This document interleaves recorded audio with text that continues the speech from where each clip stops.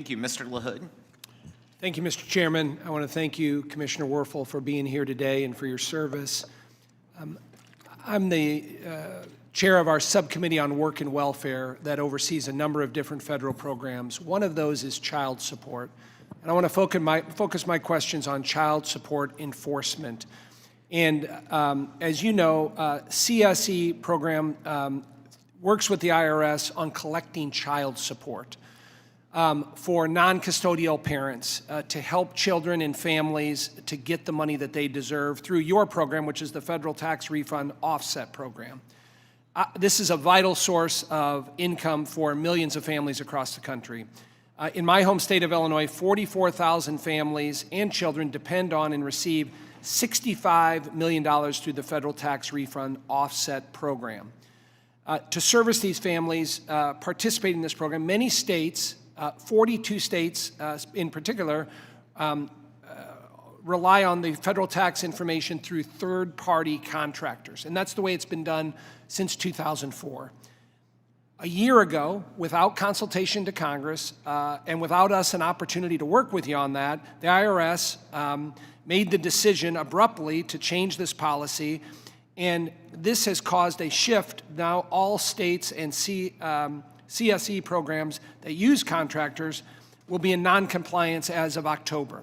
So we did a bipartisan hearing in November, and across the board, people were frustrated. They were extremely, there was lots of questions on why the IRS did this and why they're putting states in jeopardy on this. I'll give you an example. The Illinois Administrator of Child Support Services, Brian Tribble, he testified right where you were at to our subcommittee that this policy change by the IRS will cost Illinois hundreds of millions of dollars to implement new systems and hire employees. And furthermore, if states are unable to come into compliance in time by this October, their entire CSE program could be in jeopardy of losing federal matching funds, resulting in millions of families and children losing their child support payments. So what I'm trying to figure out, Commissioner, and I'd love your explanation on it, why this was done without consultation to Congress to put an equitable solution in place and possibly legislation to remedy this, and why was this sudden change done? If you can, and by the way, the stress and anxiety this is putting these 42 states through is immense. Yeah, I appreciate the question. And this was an issue that was brought to my attention very early in my tenure back in March of '23. And I, like you, had a lot of questions about the policy itself and why we had issued it. And I immediately engaged with the Department of Health and Human Services, who runs the child support program, to understand what the IRS could do to reset the expectation across states, contractors, and others. At this moment, that policy announcement is paused. We are not moving forward, and now we have the opportunity to do the very engagement that you are suggesting.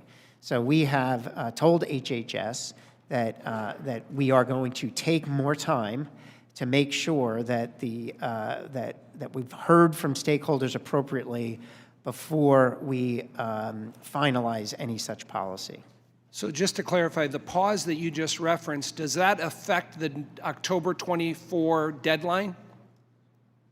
I believe it does, but I want to get back to you with more specifics. Well, that's obviously very important. Very as people important, are coming yes. into compliance. I mean, do you have an estimate on how much this will cost states to come into compliance with this new policy?